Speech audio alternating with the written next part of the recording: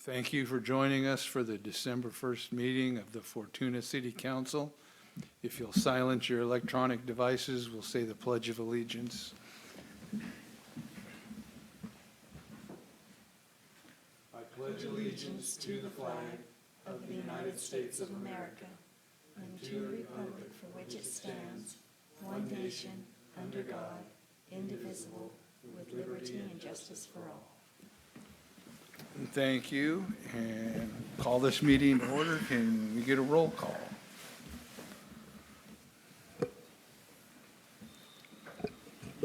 Okay. Sorry, I'm echoing over here.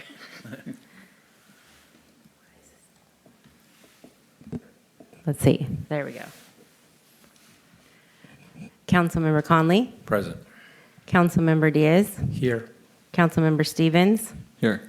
Mayor Pro Tem Trent, Here. Mayor Johnson. Here, and thank you.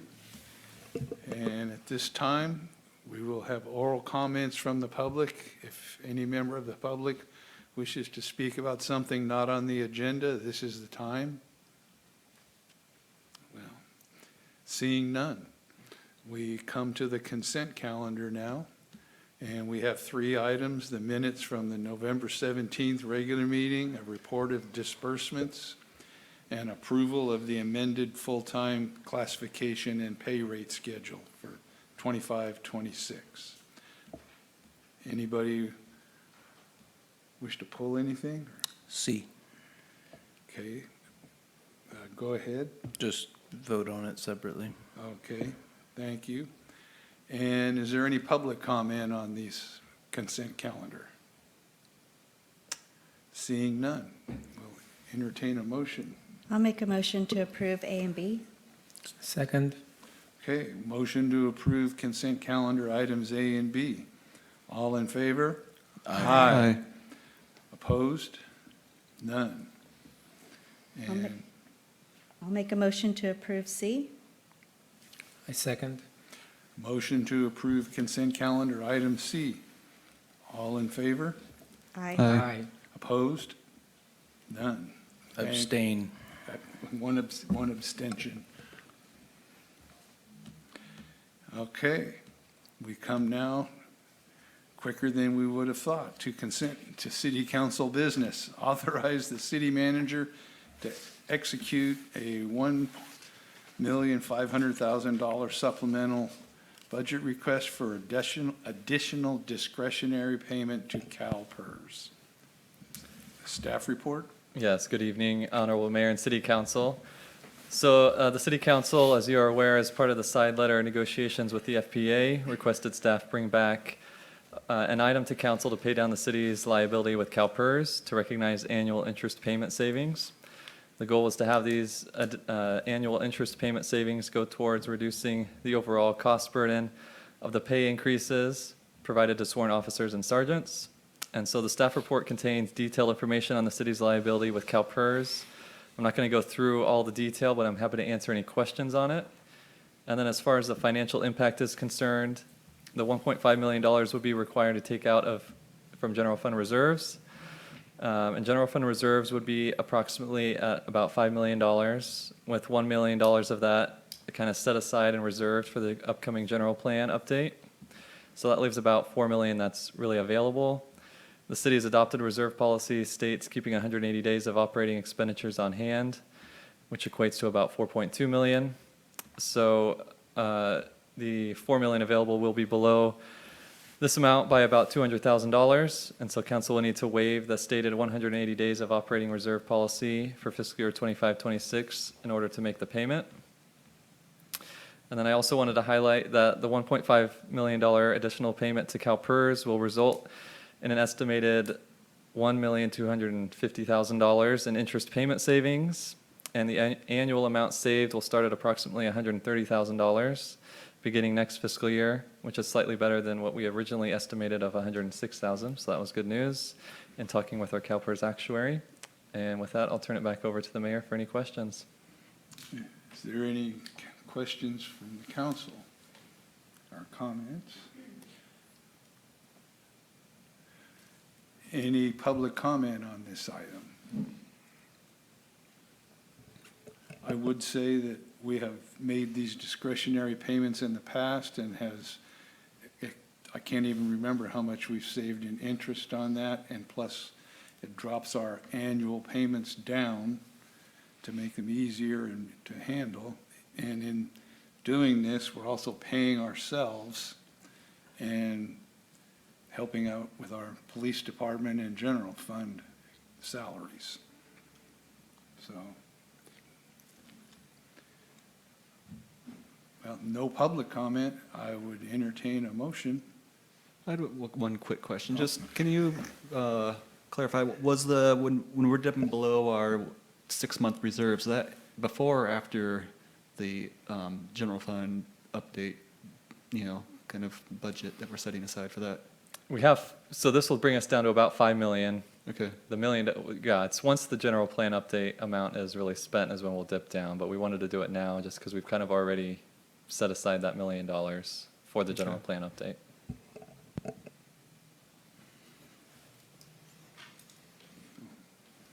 Okay, well, I would entertain a motion. I make a motion to authorize city manager to execute a supplemental budget request, make an additional discretionary payment in the amount of $1,500,000 to be paid to the CalPERS Pension Trust and waive the 180 days of operating reserve policy for fiscal year 25-26. Second. Okay, we have a motion and a second. It's a voice vote, so all in favor? Aye. Opposed? None. Okay, thank you.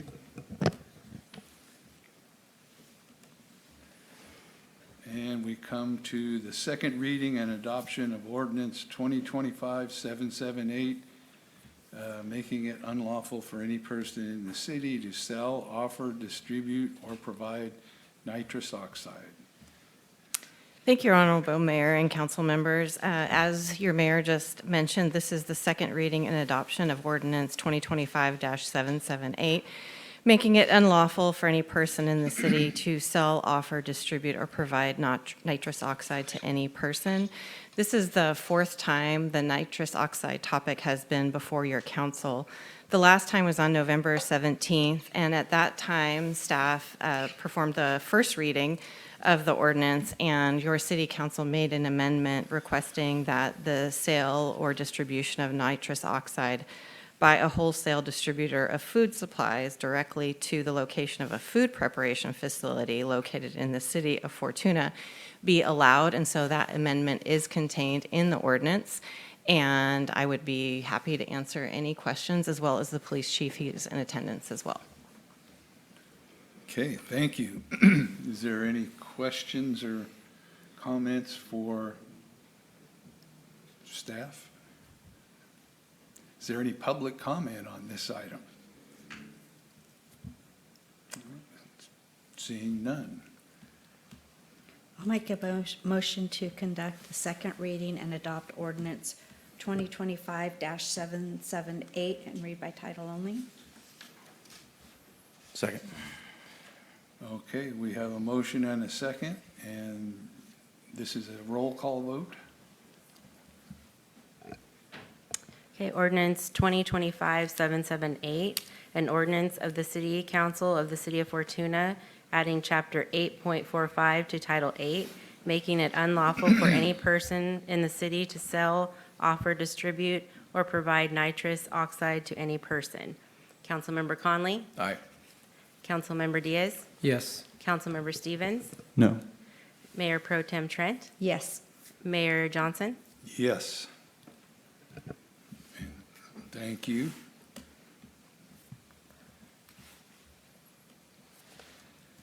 And now we come to introduce and conduct the first reading of ordinance 2025-779, amending the Fortuna Municipal Code zoning regulations and implement the six-cycle housing element, as well as much, much more here. So we have a staff report tonight. Yeah, good evening. My name is Michelle Nielsen. I'm the contract city planner. I work for Plan West. I'm a senior planner with them, and I do have a presentation.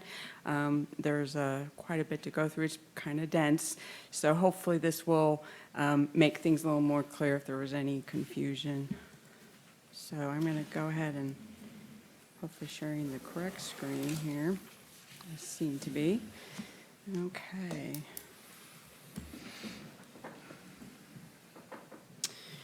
So we'll go ahead and move on here.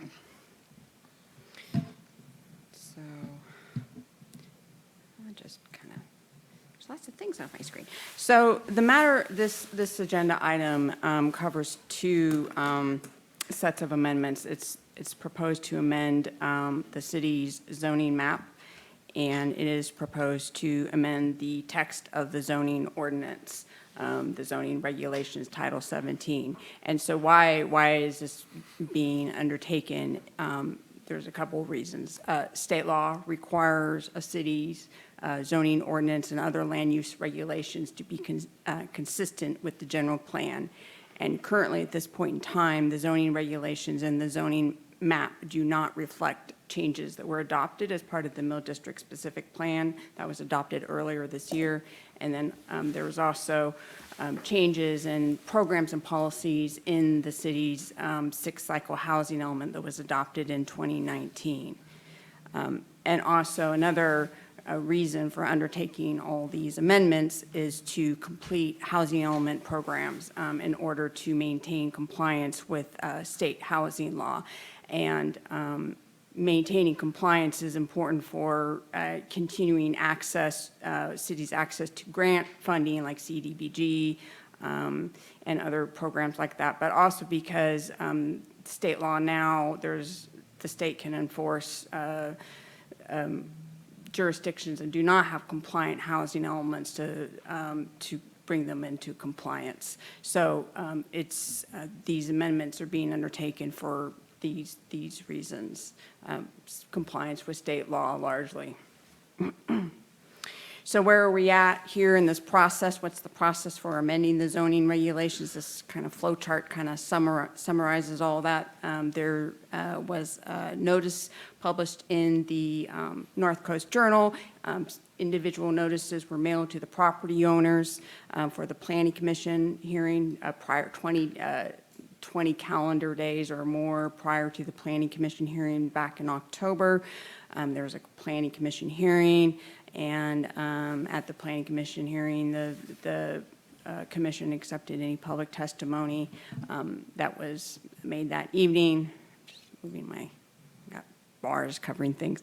And then following the Planning Commission hearing, there was another notice published in the North Coast Journal, and another set of notices were mailed to the individual property owners because the amendments proposed to change the zoning of some properties as discussed more in the presentation and the staff report. So where we're at is tonight we have a hearing first reading for this agenda item before your council. And let's see, what is this? Oh my goodness, there's so many things covering my screen.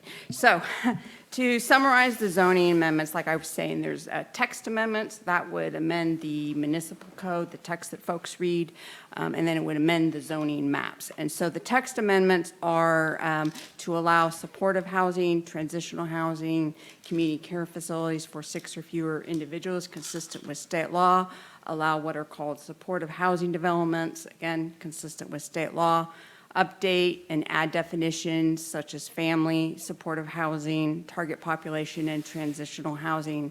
And this group of text amendments that I just kind of summarized here, these all are implement programs in the city's adopted housing element. And then the zoning map amendments, they update 2 existing qualified combining zones, Q2, which was adopted in 1988, and Q16, which was similar in nature, and that was adopted in, I think it was, I have to move my little bar here again, in 2002. And the reason for these zoning map amendments. I'll go over it more, and I got maps that hopefully will help make things more clear, is in part to, one part is to implement the Mill District specific plan and general plan amendments that were made as part of that process that was completed earlier this year, but also to implement housing element in programs related to the city's housing element inventory. So we'll go over the zoning text amendments first, and these are summaries of the amendments. So these bars are annoying. So the changes to the zoning regulations would remove the existing provisions that reference 1 second residential dwelling units per lot per Fortuna Municipal Code 1706-183. That section of the ordinance was actually repealed back in 2021, and now second residential units, now more commonly referred to as accessory dwelling units, are regulated by an updated section of the municipal code. That's the 17.06.001.5 and state accessory dwelling unit law. So this is kind of more of a cleanup, and this is seen as red line changes for the residential estates, residential single family, and the multifamily zones.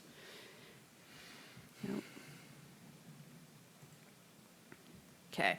And then some additional text amendments are to updates that specify transitional and supportive housing and community care facilities for 6 or fewer individuals, that these are residential uses that are permitted in the same manner as other residential uses of the same type in the same zone in accordance with state law. The language that the red line edits in the zoning regulations that are proposed are essentially verbatim of state law, and these so that it aligns with those. And this would apply to all zones except for AE.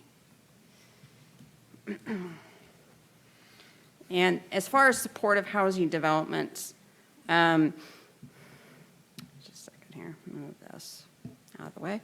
So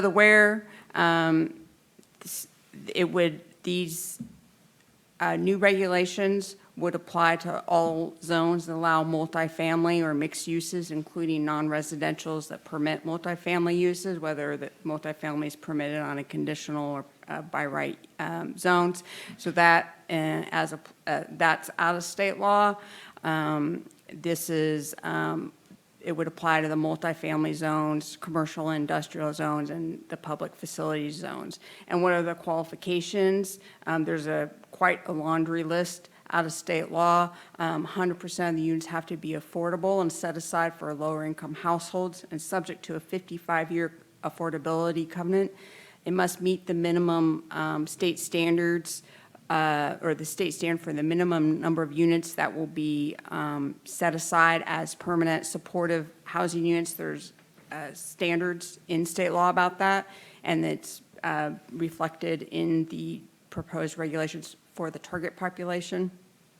Dedicated on-site area for supportive housing services, and then all units must include a bathroom and kitchen or cooking facilities. And those qualifications and which are summarized here, what's proposed in the ordinance, those are out of state law. And this was a section that was added, the state law requirements came online in 2019. So this would be another, and were percolated into the city's housing element. So these amendments would satisfy those requirements of state law in that housing element program. So we'll go to the zoning map amendments. There are 2 existing qualified combining zones. Let me keep clicking, just go through here. So there is the RM Q2, and this zone, this qualified combining zone, it applies to parcels that are in the Mill District specific planning area. There's a established residential neighborhood that is adjacent to the mill district proper, and they have this qualifying combining zone, and it also applies to a few of the city's designated housing element inventory sites, and under this Q2 combining zone, multifamily development requires a use permit. And under the housing element, the sites, where it applies to those inventory sites, those parcels have been identified in the city's housing element inventory for more than 2 cycles. And when that happens, state law requires that a multifamily be where at least 20% of the units are affordable to lower-income households, that they be permitted by right. And if they had a lesser number, 15% below that 20% threshold, they would require a conditional use permit. So the language of the qualified combining zone would reflect that housing element requirement, along with a uniqueness of the Mill District specific plan area that we uncovered as we were preparing this, and I'll go over that a little bit more. And the the Q16, that applies to another small group. It's a small group of housing element inventory sites. There's 3 of them. They're on Virginia. They're not developed at this point in time, but they are also lower income inventory sites, and the Q16 just prohibits multifamily development. So there's a juxtaposition with the city being able to meet its housing element program requirements and state law with the existing zoning, hence changing the existing zoning. That was probably, could have said that more concisely. So the proposed Q zone would replace the existing Q zone for those areas. And I do have maps. I am getting to those. So the uses that will be permitted under this Q zone would be single-family residential development, including ADUs, will continue to be permitted by right. This is important for the Mill District neighborhood, that area that's adjacent, because most of those parcels are already developed with single-family residences. And if a Q zone that this Q zone that is proposed that would continue to permit the single-family residential uses, if that was not made a part of the zoning change, those single-family residential uses would become legal non-conforming uses. And the city's zoning regulations have a lot of limitations on rebuilding. If they're rehabbing those units, if something happened to them, or if the property owner wanted to do an addition. Also, there are financing improvements and reconstruction when a non-conforming use is more difficult as well. So this Q zone, as drafted, would eliminate that problem and ensure those folks can, something happens, they need to rebuild, a fire, earthquake, they can rebuild. They want to, the house needs to be rehabilitated. They will have it won't have this non-conforming provision. And they could add ADUs as well, and multifamily, if they so choose, in which at least 20% of the units are affordable to lower-income households. Because multifamily development would be permitted to be compliant with the requirements for supportive housing developments, that would be an allowance. But just like all the other parcels, that doesn't mean that's the only type of development someone would have to build in those zones. It's added to the list of enumerated uses for each of those zones. The other uses that would be by right would be transitional and supportive housing, community care facilities for 6 or fewer, SB9, duplexes, urban lot splits, and the existing list of permitted accessory uses of the RM zone. Those won't change. Conditionally permitted uses, the multifamily developments in which 20% or fewer than 20% of units that are not affordable, that would be permitted but would require a conditional use permit. And then existing uses that are already enumerated in RM are rest homes, community care facilities for 7 or more mobile home parks. So finally, maps. So this shows the residential neighborhood that is adjacent to the, that is part of the Mill District planning area and is next to the Mill District. And about, I think it was 75% of these lots are actually developed with single-family residences already. So it'd be important to apply that Q, the proposed Q. The area here, there's 4 lots that are zone CT. The 2 on the north that abut Newburgh Road, they are actually already, they are developed with single-family residences, and I think there's a bit of an accessory use on the one that is the lot that's on the southeast corner there. So these would all, what's proposed is for all these parcels would go to this RMQ, and it would implement the Mill District specific plan, which there was already policy language and discussion in that plan, and with the general plan amendment, the general plan land use element amendments was for this to, was really just straight RM, but the Q will protect those existing single-family residents, those property owners, and avoid that non-conforming situation. So Area B, we'll just go to both of these. So these lots are, they are actually in the city's housing element inventory, and this would, the proposed Q zone would allow the multifamily where 20% or more of the units are affordable to lower income houses by right, but it will also, like the area we're just looking at, single-family residential uses will still be principally permitted. So there's some flexibility for those property owners, yet at the same time, the city would be fulfilling this program of its housing element. And I think that's all. I think all these parcels are currently, they don't have single-family residences on them at this point in time. And then Area C, this is the, where the Q16, this is the Q zone that currently just outright prohibits multifamily. So this would have the same Q zone that we've been talking about, or I've been talking about. So kind of to revisit all this, Area A, the general plan document being implemented is the Mill District specific plan, the general plan. The existing zone is RMQ2 and CT, those 4 little parcels at the, were the CT.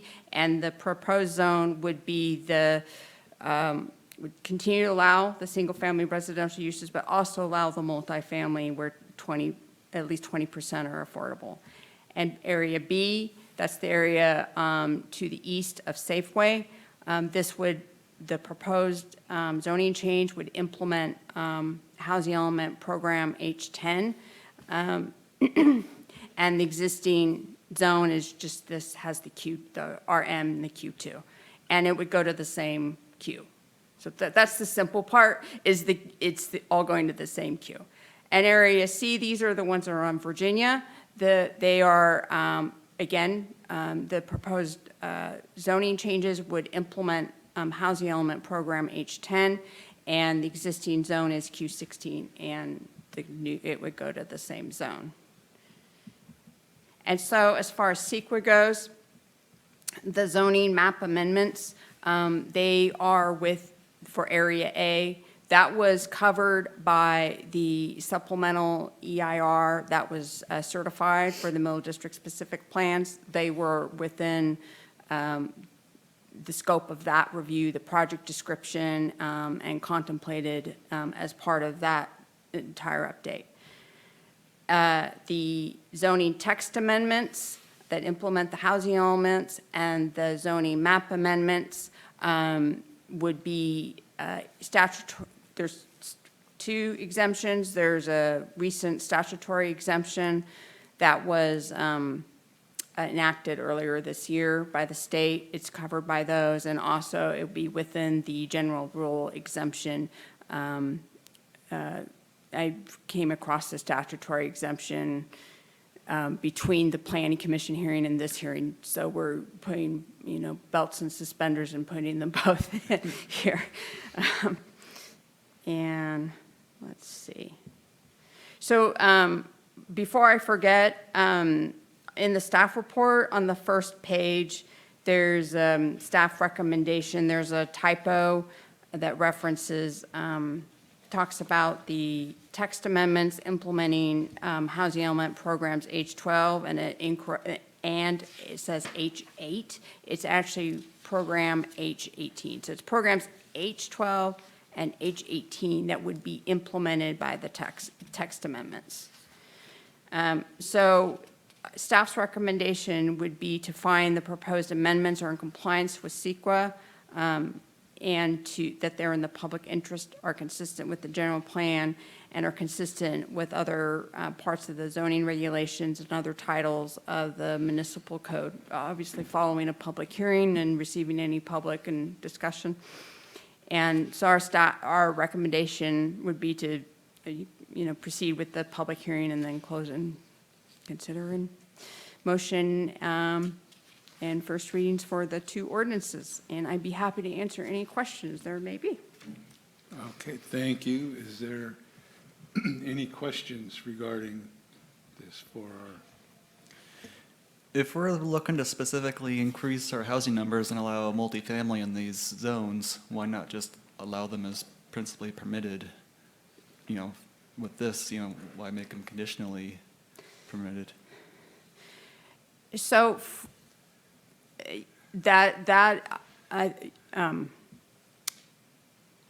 we have heard in contact with HCD for other clients that when that 20% threshold for sites, some sites that have been reused, it comes up where the zoning gets changed to allow multifamily by right.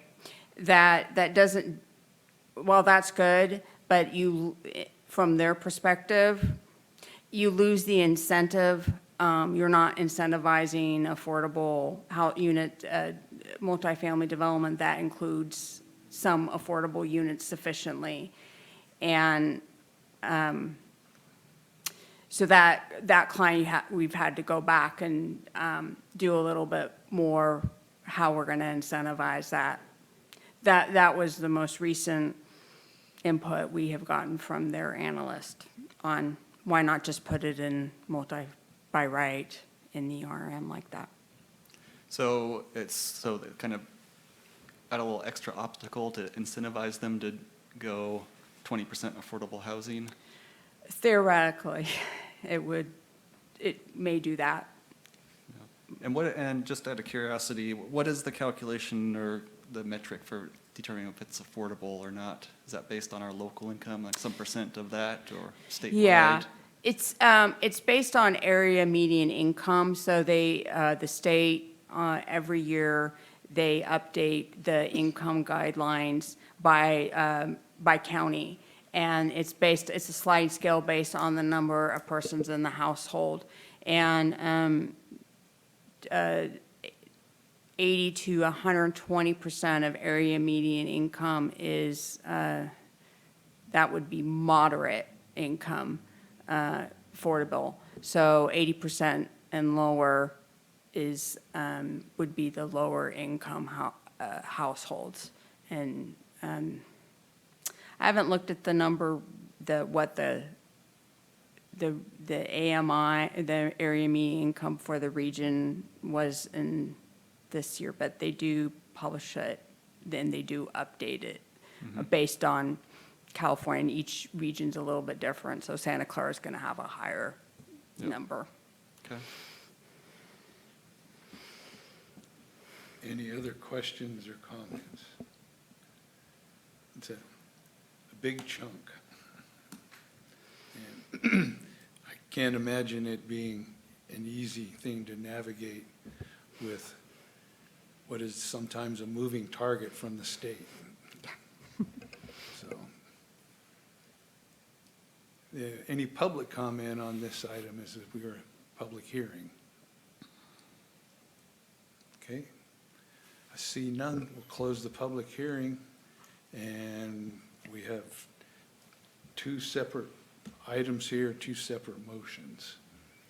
I make a motion to introduce and hold first reading of ordinance 2025-779 and read by title only and continue the public hearing to the city council's next regular meeting on the second reading and adoption. I second. We have a motion and a second and a roll call vote. Okay, ordinance 2025-779, an ordinance of the City Council of the City of Fortuna to amend Fortuna Municipal Code Title 17, zoning regulations, Chapter 17.03, 17.06, and 17.08, to implement the sixth cycle housing element and find the amendments to be exempt from additional California Environmental Quality Act (CEQA) review pursuant to Public Resources Code and CEQA guidelines. Councilmember Conley? Aye. Councilmember Diaz? Yes. Councilmember Stevens? Yes. Mayor Pro Tem Trent? Yes. Mayor Johnson? Yes. Thank you. And we have a second item here. I'll make a motion to introduce and hold the first reading of ordinance 2025-780 and read by title only and continue the public hearing to the city council's next regular meeting for the second reading and adoption. Second. Okay, we have a motion and a second and a roll call vote. Okay, ordinance 2025-780, an ordinance of the City Council of the City of Fortuna to amend Fortuna Municipal Code Title 17, Section 17.02.030 zoning map to adopt the qualified combining zone to implement the sixth cycle housing element and mill district specific plan and find the amendments to be exempt from additional California Environmental Quality Act (CEQA) review pursuant to Public Resources Code and CEQA guidelines. Councilmember Conley? Aye. Councilmember Diaz? Yes. Councilmember Stevens? Yes. Mayor Pro Tem Trent? Yes. Mayor Johnson? Yes. Thank you. And again, thank you for your work and diligence on this, and thank you for our senior planner, too. Okay, so with that, we come to the city manager's report. Honorable Mayor and council members, this last week I participated in a number of media interviews regarding the police officer wage increases and/or the hiring freeze. The police chief participated with me. ABC 23, KMUD, and Time Standard were just a few of the news outlets that I spoke to. In an interesting turn of events, Cal Recycle sent Humboldt Waste Management Authority on November 14th a stop work order on their $2.7 million grant to process organic waste. And as you may recall, the processing of organic waste is a SB 1383 state mandate. It's a requirement that we all will start participating on July 1st, 2026. And so all the local cities and the county had to rally together and lobby Cal Recycle's grants division to continue with the $2.7 million grant because those funds are desperately needed to create that organics waste processing facility. And I think we were relatively successful. We also, because we did participate in a meeting with them on November 25th. What was interesting is that Cal Recycle's grant unit and Cal Recycle's compliance unit do not speak. And the Cal Recycle Compliance Unit is the unit that myself and the other cities in the county speak with on a regular basis because we are under a compliance plan because we are not SB 1383 compliant. There was also a meeting between myself, Parks and Recreation, and Public Works to start to identify how to address some of the concerns that we have with the pavilion at Roner Park. As some of you may know, there's some potential foundation issues. There's some flowing water underneath the building, there's a leaking roof, and so our assistant city engineer and another local engineer will be assessing that foundation in the future, and hopefully that will be contained in the capital improvement plan. Myself and our senior planner, Katie Schmidt, we had another meeting with the Land Water Conservation Fund regarding the Vansel acquisition. And just as a reminder, if we're selected, which it does slightly seem promising because we've had numerous meetings with the LWCF at this point in time, the entire recreation area, the acquisition parcel, it will all need to be placed under the LWCF protection. And so only a very small portion where the water storage would remain under just city ownership. And so there would be a lot line adjustment. And so we've provided some additional information to LWCF, but again, we'll be returning to your city council with more information as we hear more from the LWCF. I also attended a meeting, again, with our senior planner, Katie Schmidt, on Thursday, November 20th, an HCOG meeting to advocate for STIP funding for the Kenmar and Ross Hill Road intersection. There was some public comment and letter writing. Folks were opposed to the city of Fortuna receiving funds from the STIP for the Kenmar-Ross Hill Road intersection. And so I went to advocate on the city's behalf, and HCOG did include this project in their recommendations, so it seemed a worthy effort. And I participated in a number of community listening campaign interviews. Hopefully next city council meeting, you'll be receiving an update on the staff listening campaign interviews. And I look forward to bringing that to you. In addition, today I sat in or listened to a Cal City's new legislation webinar, and I need to actually attend a few more webinars because there's going to need to be a deep dive into some of the open meeting requirements, and so I will bring that forward when that's necessary. So I'd be happy to answer any questions. Any questions for city manager this time? Were those letters of opposition from other entities that were hoping to receive grant funds, or was it from members of the public, again, on the Ross Hill Road? It was from, I believe it was a nonprofit. That's a nonprofit mainly interested in bike and pedestrian access. Okay. Which I would just point out and put on the record that the Kenmar-Ross Hill Road intersection will link to Class 1 trail facilities, which would be the John Campbell Trail and the Great Redwood Trail, but it would also create bike and ped access because those access or those multimodal points don't actually exist currently in that intersection at all. So there would be significant bike and ped improvement should we receive the STIP. We will likely receive STIP fundings, and then hopefully over time we'll be able to develop that roundabout, which will include all that bike and ped improvement. Thanks. Any other questions? Well, thank you very much. And is there any future agenda items?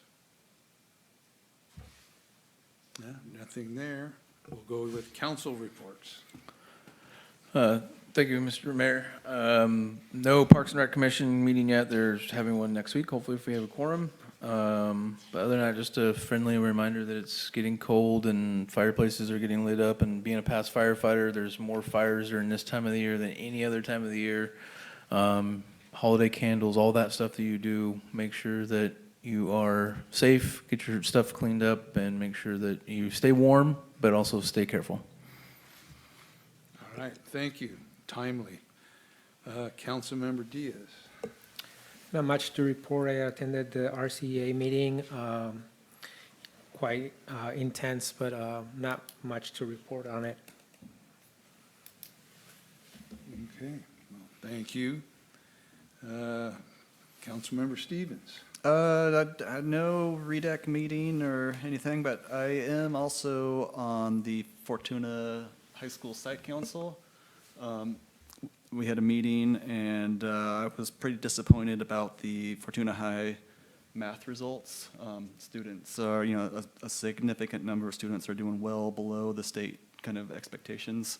I'm not sure that there's much that we can do as a city, but, it's just something that I'm aware of. My daughter is a sophomore at Fortuna High, so I'm kind of definitely aware of where they might be lacking a little bit. So in any case, I think it's been an issue that the school's been aware of for a while, but I think the math results continue to get worse. So just kind of something I'm a little concerned with, and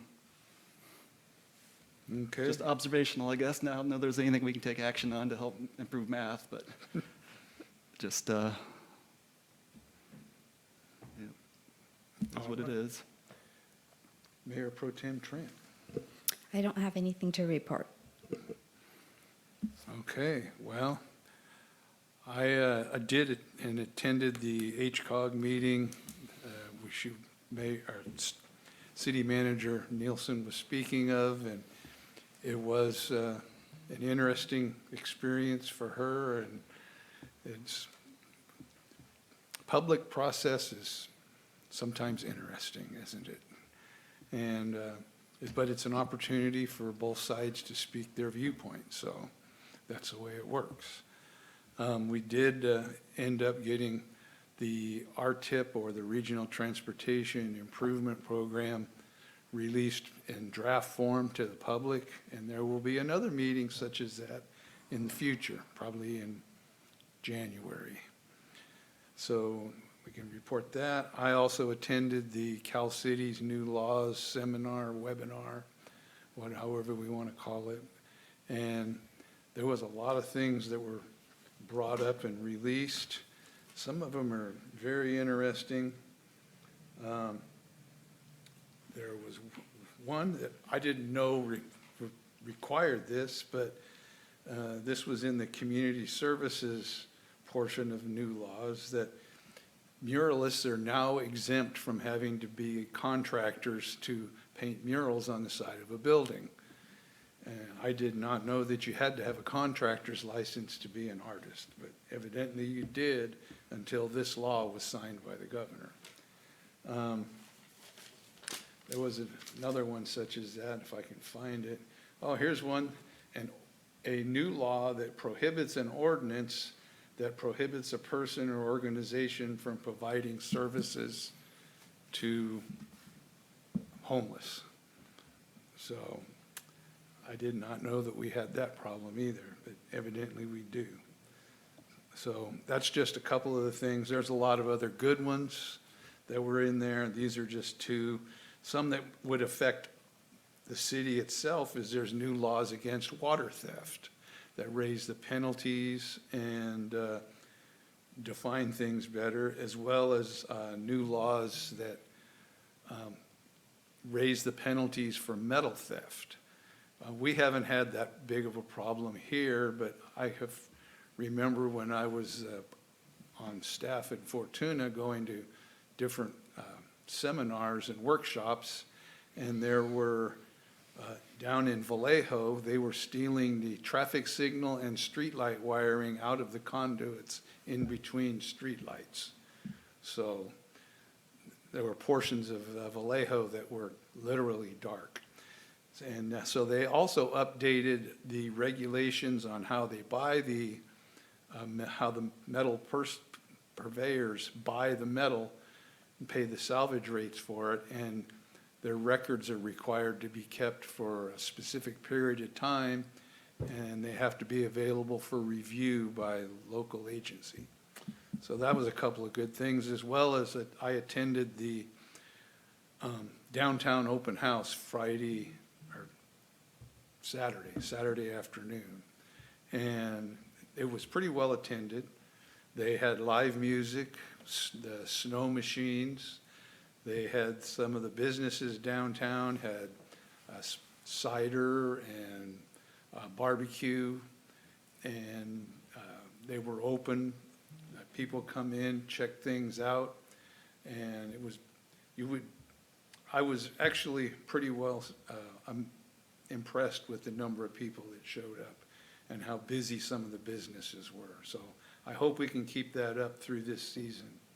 Tomorrow at the Chamber Luncheon will be a group that is doing for lack of a better way of putting it, because I don't remember the exact name, a Shop Humboldt program, which is similar to what we had here in Fortuna, where you saved your receipts and entered them in a drawing and got an award for that.